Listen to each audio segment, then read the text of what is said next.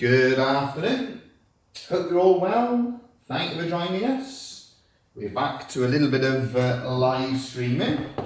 We're just going to check everything is working okay. Check that we're live without any hitches. Now let's have a little look. Yeah, we're all on there. Right. Okay, we're going to get straight into it. We put a new blade into the scroll saw. And we got a simple little project that we're working on. So let's just, for anyone who's new to scroll sawing, explain everything to you. We're working with a Hegner Multicut 2S. The blade that we're using is our trusty Niqua Speed number 9 reverse tooth blade. Voice as well for anybody who knows me may sound a bit funny. Just come back, a lot of travelling, that sort of thing, and I think air conditioning, that sort of thing on the aeroplane has left me sounding a little bit croaky.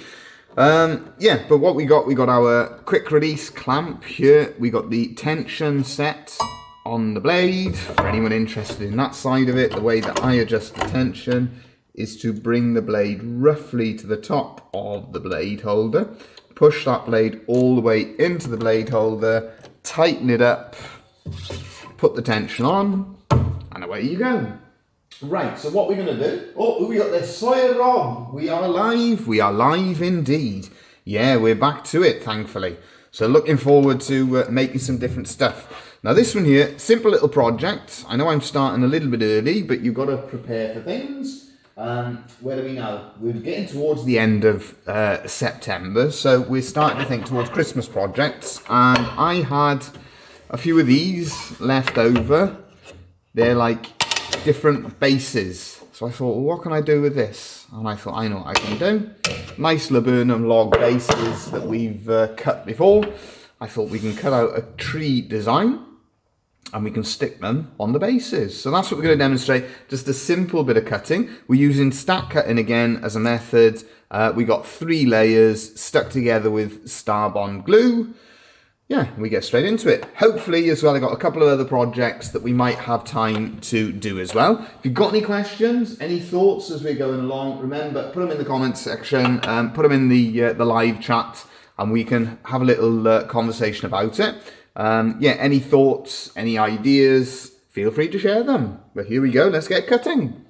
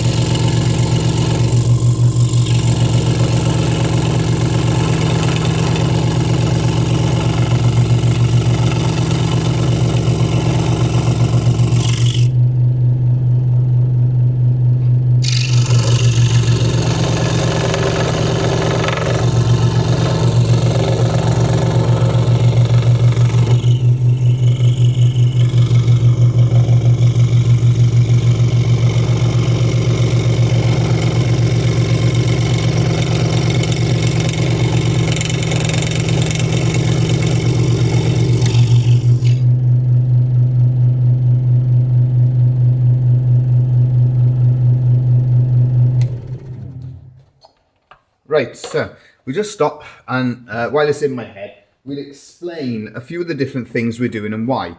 So the first thing you'll notice, I just had a little square block here. Reason we got that is when we glue our tree to the base, behind the tree, it's actually going to be that way around, and this will be the back of it, so that'll be the front of it. I'll use that extra block to give me a wider area that I can use to glue to the base. So I'll use that little block and I'll stick it to the back of the tree and then to the base. It just means the contact area, because we're using super glue and gluing it quickly, that just means that we got a bigger contact area between the base and the tree. So that's why we got that little block here. You may notice as well that I went down there and did that cut. Now, reason I did that is when I reversed it, it just caught a bit in the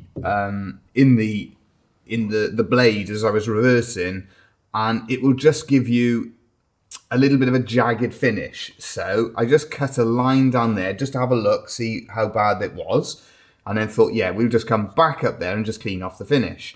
Now the reason we've done those two lines is when I glue, the contact area is here. I know I got good contact with the Star Bond glue there, and I know I got good contact there and there. So if you're new to scroll sawing and you're thinking of having a go at stack cutting, what we're always constantly thinking about is keeping the 3 layers together as one for as long as is possible. So that's why you'll see me doing some sort of weird cuts in regards to, you know, cutting down there, and then reversing and things like that. It's because I'm keeping the contact area of where the glue is in contact for as long as it is possible. So that's what we're doing on that front. It's sort of it's on the back of last week's video where we were talking about stack cutting. So that is the technique that I use then for stack cutting. Another little thing as well, you may notice as I'm cutting, there's you know, signs of woodworm. This one here, this wood we get from Spain, from La Mancha in central Spain. And yeah, you get a lot of woodworm goes into the bark and into the edge of the sapwood, but it doesn't go any further. So we've checked it all out that it is sound. If I'm concerned of anything, I will treat it with a wood preserver. So that's some of the methods we've used. So that's why you see me cutting at some strange angles, is to overcome that issue of where it is in contact with the super glue and where it isn't.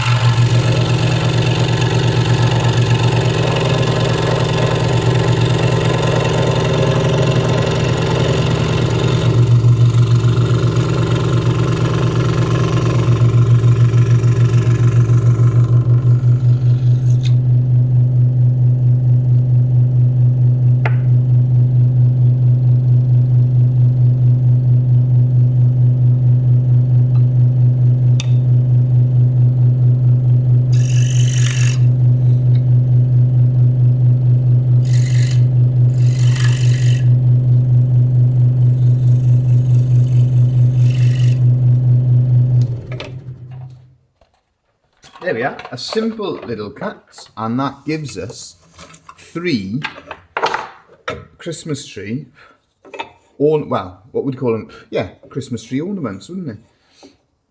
So we've got a little bit of sanding. What I'll do is I'll use the side attachment on the belt sander, excuse me, just to flatten off, the base so we get a better contact. And as we were saying, these square pieces, what I will do is I will stick them on the back like so, and bang, we'll stick them on like that so we get a better contact. I found 1, yeah, 2, and 3 little blocks. So it just means that we got a larger surface area to give us a better contact. I think that one at the back as well, I've shellacked, and that's worth noting. When you're working with Star Bond or whatever super glue you might be using, what I always suggest is not to shellac before you glue, because you get a better contact on the sort of raw wood. It soaks, whether it soaks into the pores. But yeah, I'll sand that back down and take off all the shellac so I get a better contact when I go to glue it together. Right, hello Jason, hello Peter as well, and Henry, thank you all for joining us. From Orlando, Florida. We had, I'm thinking now, we had on Friday, we had a couple in who were touring round Wales, and they were from Florida as well. Thank you all for joining us. Any questions or any thoughts as we go along, give us a shout. So there we go. That is just a very simple little project, little cut to get us started. And any questions about that, yeah, feel free to ask us. It's just a simple little design. I drew it out on paper. So the way I drew it out, I drew a line down the center, drew some sort of pointy edges for the branches of our Christmas trees, folded the page in half, and then cut it. So just a simple design, and that is how we've made 3 ornaments at the same time. Great project if you are doing anything like craft fairs, that sort of thing. Good to sort of fill up your display, that sort of thing. Right, from here we're going on to some jewellery. Again, we're working in juniper. The 2 that we got marked out, we've got the moon and stars pendant here, and then we got a little teddy bear that's quite popular as a little brooch. And what I do with the moon and stars, I just cut the eye out a little bit, and I'll fill that with black super glue to just add a contrasting colour to the design. So for anyone again who is new to scroll sawing, when it comes to the order, the way we organise our work, we start off by doing all of our pierce work wherever possible. So that's the first thing I'm going to do, is to do all of the pierce work on our moon and stars pendant. The teddy bear then, there's no pierce work. It'll be hand carving that we use afterwards to add the detail. As I said, any thoughts, any questions as we go along? Give us a shout. Let us know, and we can anything as well about the methods that we use. Yeah, let us know, and we'll do our best to elaborate on it. From a point of view as well, from the equipment, the safety equipment, we're just going to put the mask on, and with the visor, just going to tighten that up a bit because that's starting to come loose, and then we got the ear defenders for the noise as well.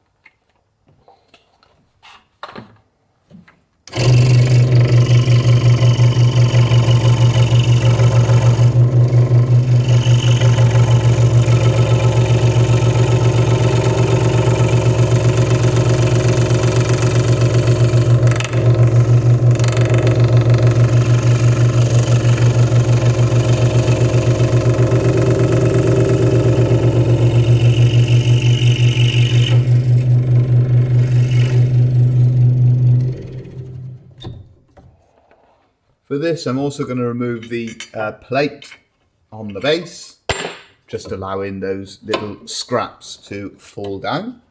Just going to check to the side because I can smell a little bit of burning, so we're just going to go back over the finish just to tidy it up.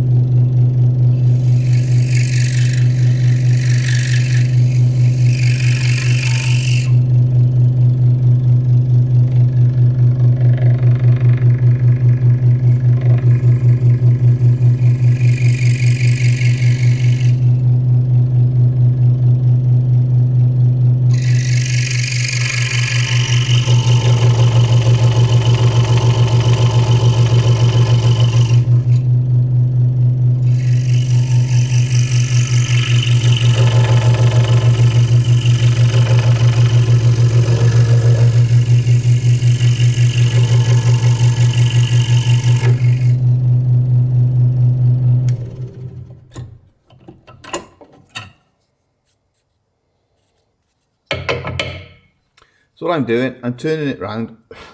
I'm just checking the back layer that all of the cuts look nice and clean. Got a nice clean finish on there, and there's no more work required on it.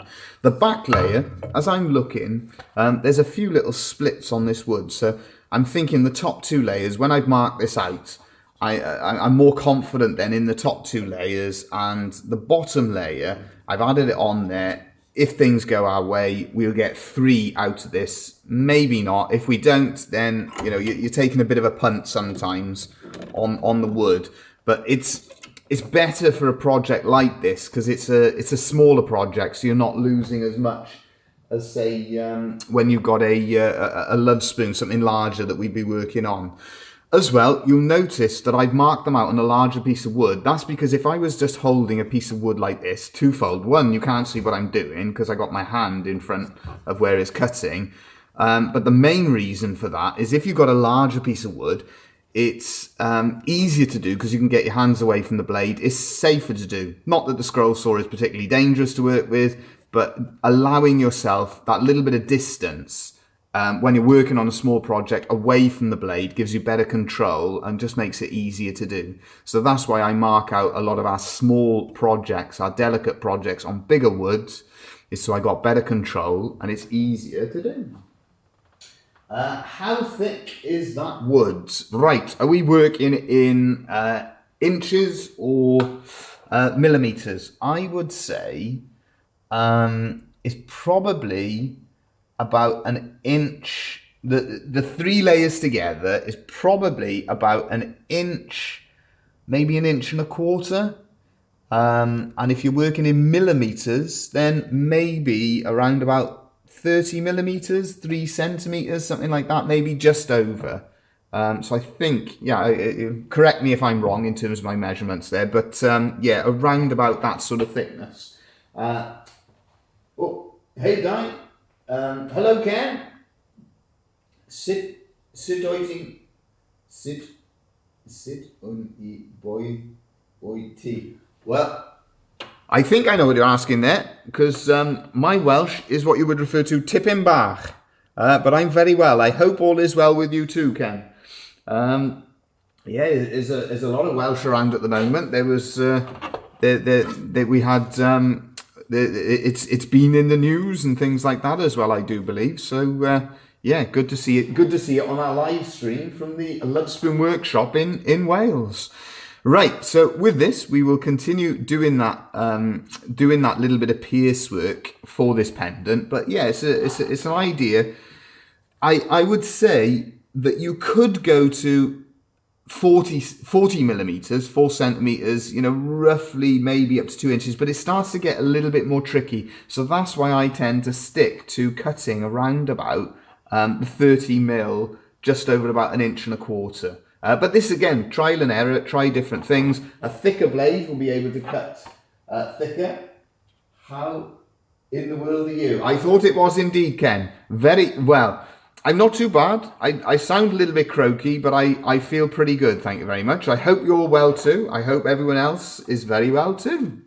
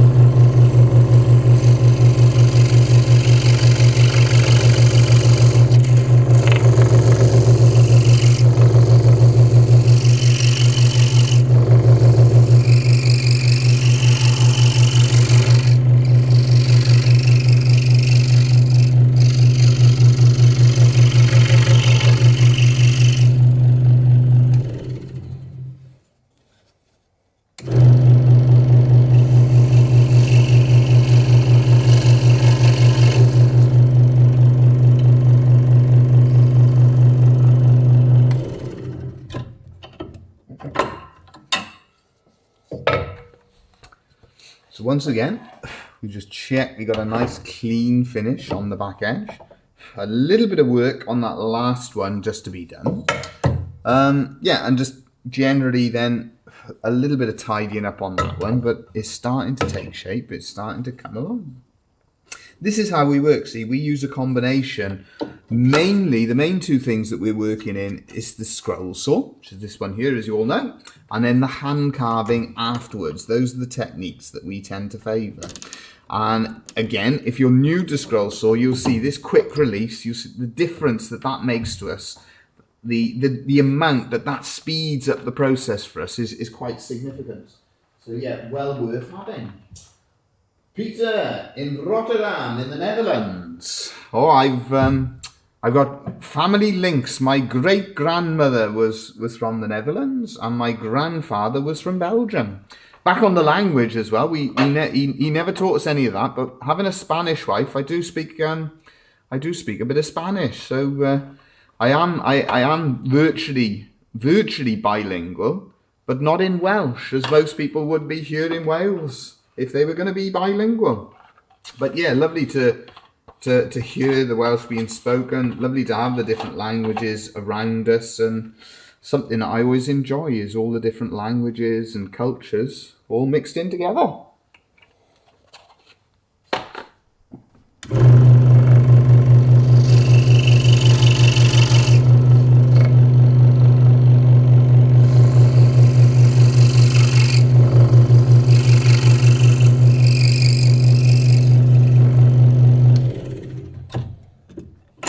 For anyone wondering as well why there was no live stream last week, that was because we were away. We had a family wedding out in Del Bierzo. So naturally, we took a few love spoons out with us as well. And it's always great then to be able to share what you do, share the work that we do. Out in Spain, we find there's not a huge amount of work that we've come across working in wood and crafts, that sort of thing. So it's always great to be able to share the work that we're doing. Oh, there was a message there. I saw Ken and then it's disappeared on me.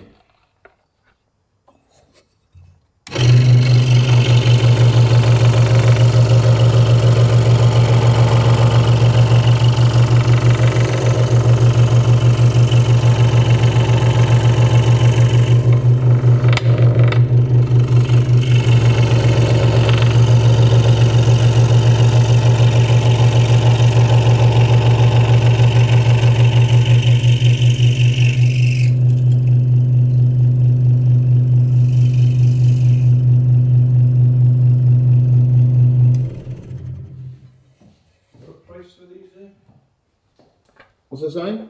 What price for these? Oh, there we are. I think what we do, there you go. Now that's the one that I was demonstrating making, and that's it now after it's been shellacked, or just, I think it needs a little bit of work. Can you see that there? Where that one? See that one? Just a little bit of a mark on it. There we are, so that one there. And Dad is asking me any thoughts on the price. So we put it to everybody. Another one there? Let's have your thoughts. How much do you think we should put that on sale here at the workshop for? Putting everybody on the spot now, but give us your thoughts. Put it in the comment section. How much would you be selling our little decorative Christmas tree ornaments? The dimensions of it? What's that? Have you explained the dimensions? What would you say? Is it about... Have you got something there to measure it? Yeah, I'll get a tape now. There we are. While he comes back to measure it, I'll carry on cutting. And then no dust extraction whilst sawing. Now, basically, I use a mask. So we have the mask on. And to keep the line clear, we use the blower. You've got the attachment on the side of this one to add a dust extractor. But because I use the blower, no, I never use it. I use a mask instead. 4.5 inches tall by 3.5 inches wide. What was it? 4.5 inches tall by 3.5 inches wide. So there we are. Let us know. Any thoughts? Millimeters. Right. Somebody asking now as well. 115. Another question has come up there. The foot pedal.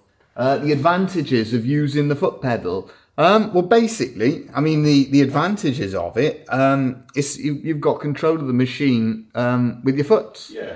Disadvantages of it is that we've always used the on-off switch on the side. So I think what happens, you just get into a habit of it. You just get used to it. But I know a lot of people find that the foot pedal is really useful for control on what they're actually doing, and some people swear by it. I think what happens, it's just what you get used to, and we've always been used to working with just the on-off switch on the side, so we don't worry about it. It's the same now. We're working with a single speed Hegner Multicut 2S. A lot of people swear by variable speed scroll saws. It's one of those things, again, I've never seen sort of the need for us to have it. So it's not something that I've ever really considered getting myself. But if you have that available to you and you work with it, for me, it's sort of an adjustment that I don't really worry about. I just get on with it with a single speed. But whatever works for the individual, that's the best method for yourself.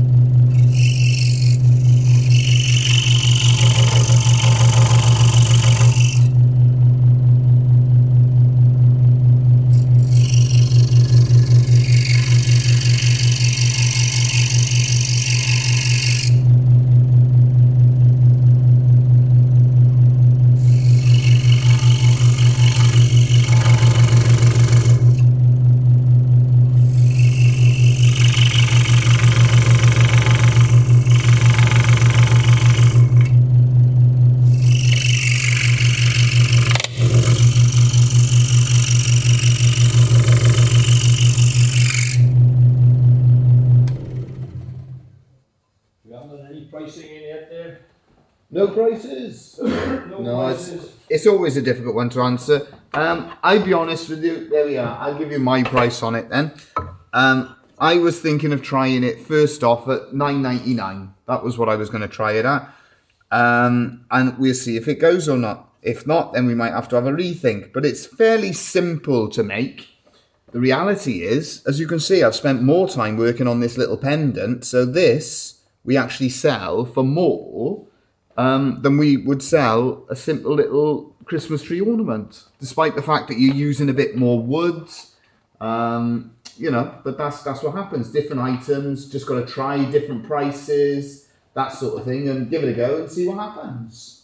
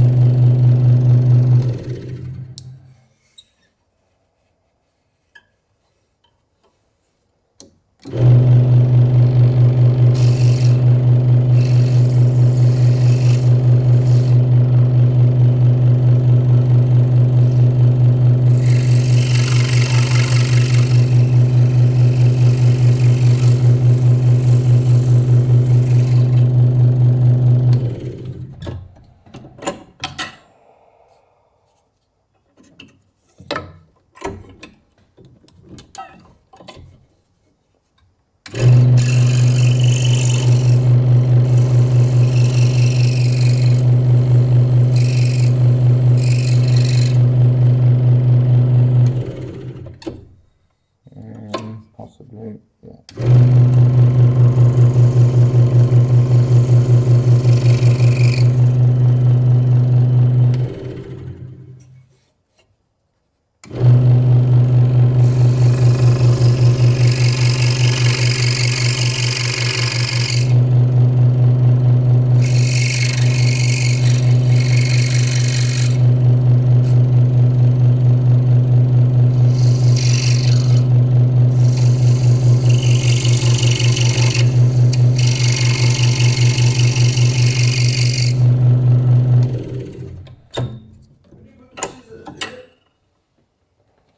What's that saying? Did you have the scissors? They're on the green tissue paper there, I think. And they're green scissors, so they're a bit difficult to see. Right, we got one last little bit of pierce work to do, and that's on the eye of our moon that we're going to fill in afterwards. And then, to finish off, we're going to cut the surrounds, and I'm going to try and move the camera around to the workbench, to the carving bench, and do a little bit of carving just to show you how we would finish these ones off.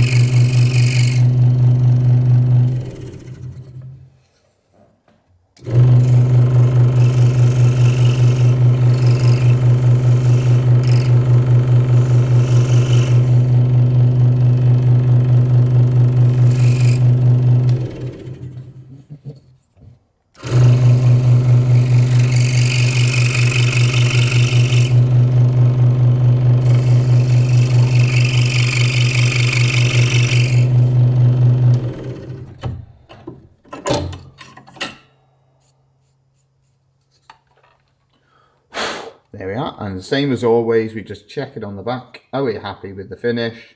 Yeah, pretty good. We start cutting this around.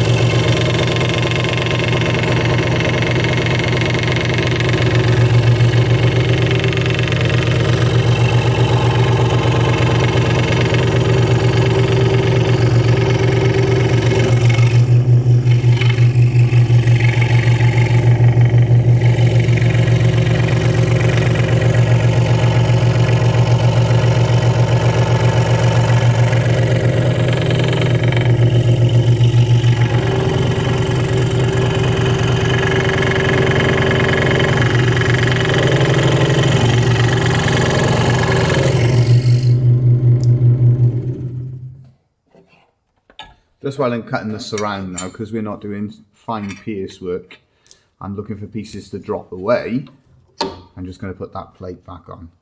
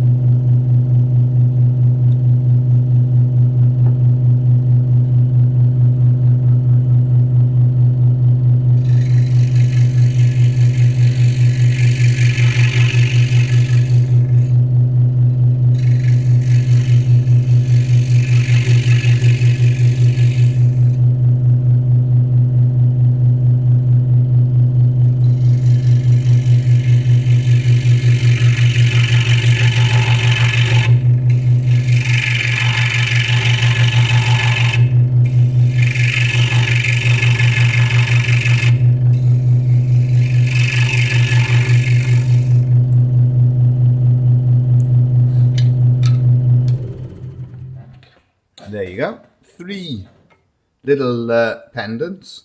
I'm checking the bottom layer because it looks like a bit of splitting on the back, but it's actually sound. So we will be able to get 3 out of it. And out of the 3, looking at it, that's the most colourful one. So when I've marked them out, I've tried to get the darker, on that one you got the purple, on this one it's the orange and then white. I've tried to get the darker colour for the moon and the lighter colour for the stars. So it just adds a different element to it. And then as we mentioned, we put a little bit of glue, black star bond glue in the eye, just to add an extra colour in there and a bit more contrast to our finished pendants. Last little cut on the scroll saw then, we're just going to cut around the strand of the teddy bear to prepare it for carving. And as we said, any other questions, give me a shout and we will do our best to answer.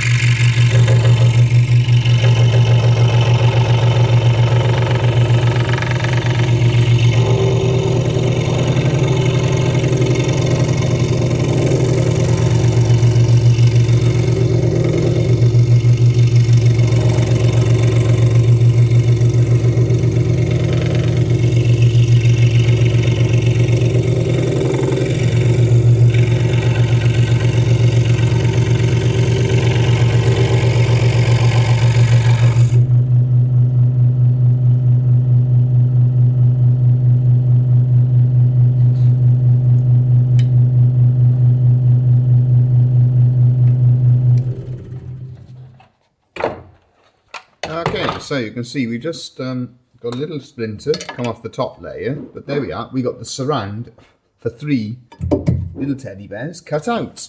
Okay, so if I can locate, what have I done with my 3? Where did I put down? Here they are. There's our 3 moon and stars and our 3 teddy bears. So I'm just going to take them across to the bench and we'll try and do a little bit of carving for you to see how we would finish, just for you to be able to see how we would finish them off and turn them into a pendant. Now, hopefully we don't have any problems. Sometimes it does cut out when we move the camera. So I shall do my best. Workbench, you can see I got my cup of tea ready. Okay, we will also move the lighting across.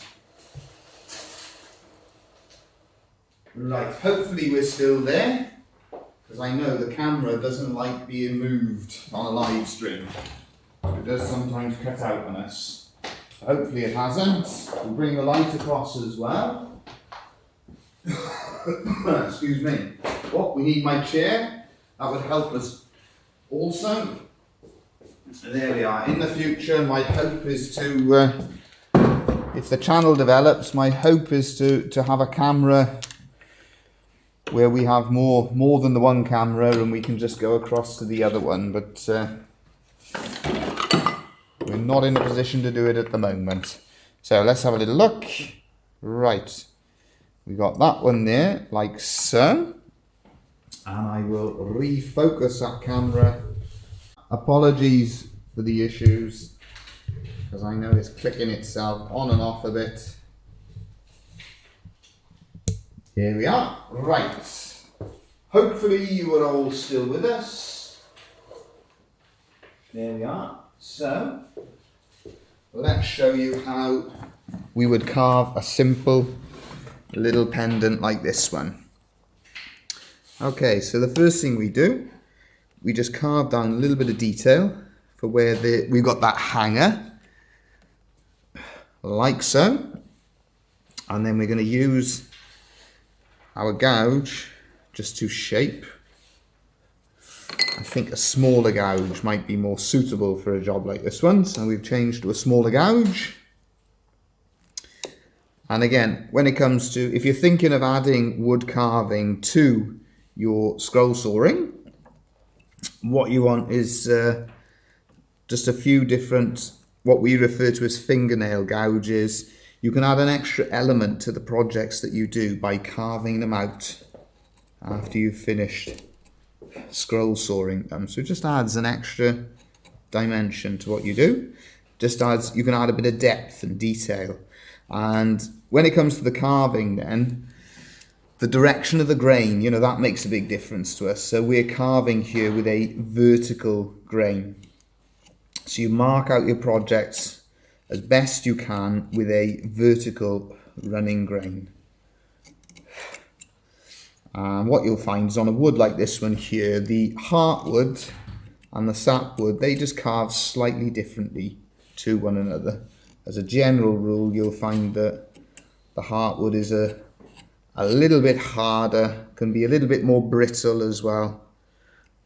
We find that especially the case on woods like the yew tree. There we are. Now I'm thinking that there were a few little moments where the live stream cut out, so apologies for that, but I think we're pretty much back there with everyone. It doesn't like being moved from one place to the other. Right, so we turn it round in the vise, and so we've done our carving in the one direction, and then we do the carving back in the opposite direction. If you slip like that, just go back over it and take out where the gouge has just slipped.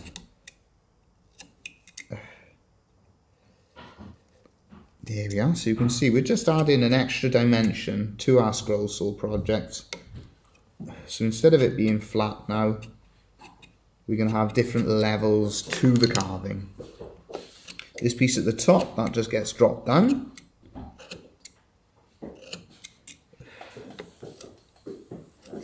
Like so.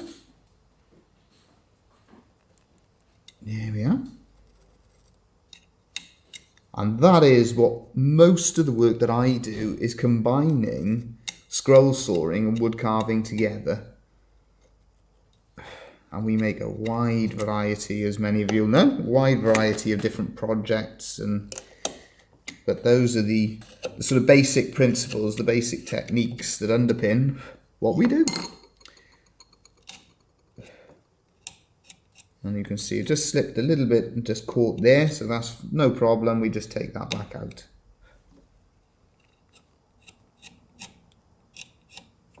Like so.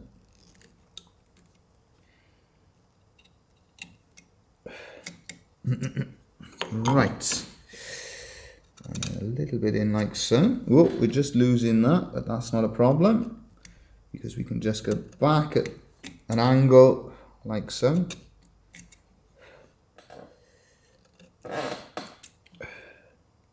Because we can shape this a little bit.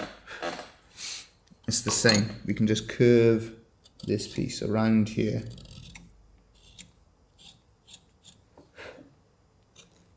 Adds a little bit of sort of, what's the word? Finesse. I guess that's the right word, isn't it? So we pick that up a little bit higher in the vise. Now there's an interesting thing. You may just see a little line appearing. That means that that gouge has got a little feather edge nick in it. So that needs a bit of resharpening just to take that feather edge nick out.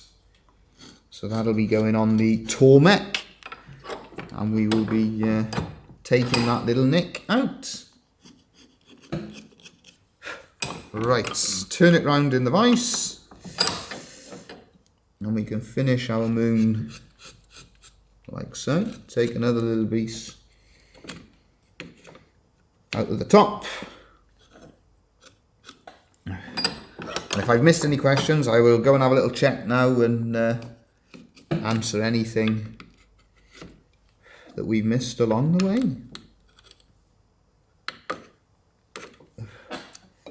Right, same again.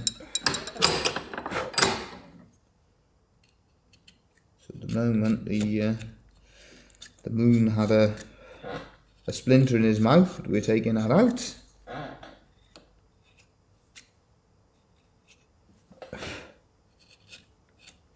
And I've got to say, this is the moon one. It's on our website for anybody, if anybody wants to have a go at making this. It's on the website. That's the lovespoonworkshop.com/scroll saw for that particular page, because we have a scroll saw page on the website. And if you want to have a go on this, scroll down the scroll saw page and you can find this template for you to have a go at making.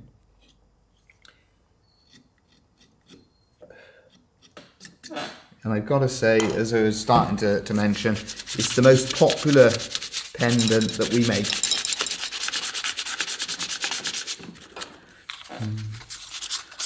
A little bit of sanding. And then, as I mentioned, we will put a little bit of coloured Starbond glue into the eye of the moon. There we are, but that is the bulk of the work done on that one. When you put the shellac on there, it'll bring out those colours a little bit more as well. Right, check the comments 2 seconds. Bear with me, please. Have we missed anything? Hi, Di. Hello, Marty. Great to hear from you. Yeah, thanks for joining us as well. Hope all is well with you, and I hope all is well with everybody else too. And we're going to finish off by carving out just a simple little teddy bear, and this will end up as a little badge. That's what we'll turn this one into. A badge or a brooch, whatever you refer to them as.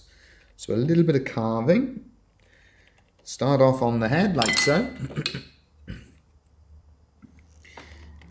And a little bit more just under the, get that shape of the head. This is a little gouge that comes in really useful. Teeny tiny little gouge. And so, unlike the technique that I would use for a lot of it, where I'm trying to keep the whatever I'm carving in the carving with that, I'm looking to cut it out. So we just cut it completely out to get the shape of the nose and the eyes. Settings out. Let's have a look. We need quite a small gouge to get our smile on the bear. That'll do it. There we are. And then the same on the other side. All using those simple little stop cuts. Now the next one, we've got, that goes in there for his paws, or her paws, whichever way around it is. And we're going to have or its paws. There we are. We're just going to do the top of the curves of the heart.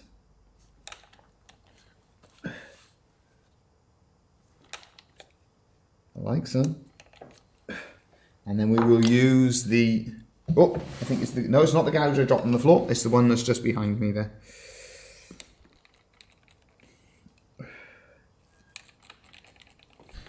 And again, what I would do is, once we've done all the stop cuts, if you want to add a little bit more depth to it, yeah, you can do that. So you can just carve into those stop cuts where you cut those stop cuts, use them as a barrier, cut into them, and it adds just a little bit of depth to the carving itself. There we are, same, working into those stop cuts, like so.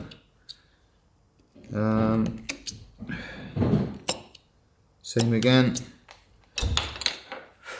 working around the sides. There we are, we go around the sides again.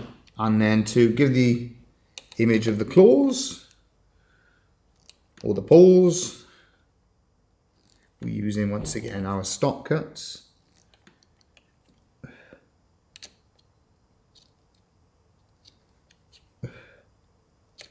Like so.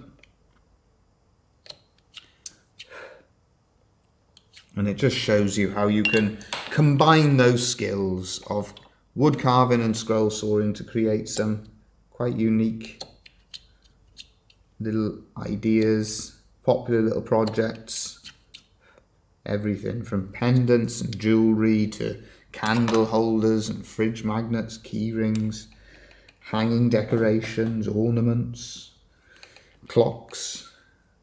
We do love spoons, that's our main part of our business, but we make a wide variety of other things too.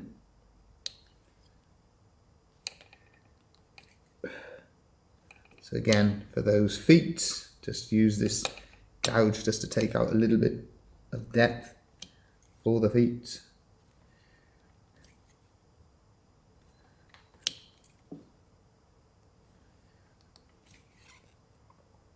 Just like so. And you can do the same, just to add a little bit of definition for the head, go around the neck.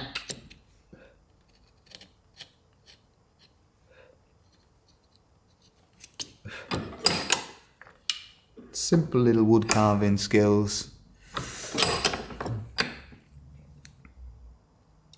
Nothing, we're not sort of, trying to do really elaborate sort of time-consuming carvings. We're keeping things fairly simple, but it just finishes it off nicely. And the ears.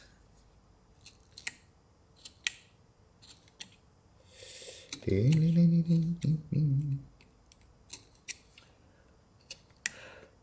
we go. And again, if you're thinking of having a go at wood carving, if you're thinking about learning a little bit of wood carving to add to your scroll sawing, we've marked it all out with a vertical grain just to make the carving that little bit easier.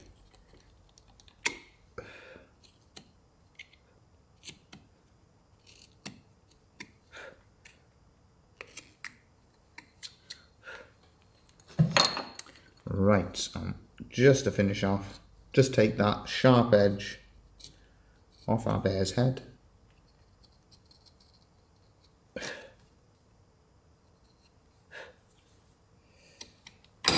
turn it around, do the same on the top.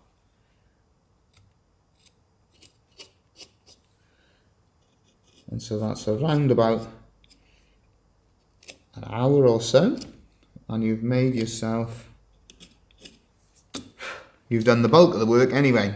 On 3, oh, I tell you what would be nice.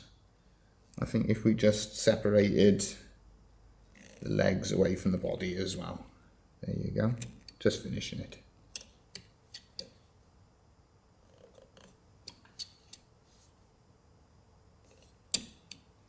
Probably put it a little bit low in the vise there, apologies for that. There we go. There we go. So, yeah, hopefully that was interesting, hopefully it's useful. So you've got a little pendant, moon and stars, you've got a teddy bear badge, and we also made some Christmas tree ornaments. Thank you again for joining us. Hopefully it's interesting, hopefully it's useful. Any questions, any thoughts, remember to get them into us. If you're interested in the method used there, stack cutting, that was the focus of last week's video. So yeah, check that one out. And there's plenty of information that we gave out on that on that particular topic of the method that we actually use to stack cut. Any ideas, any thoughts in the meantime, feel free to give us a shout. But as always, thanks for supporting our channel and thanks for watching and joining us for our live stream. Hope you all have a great week and thanks again.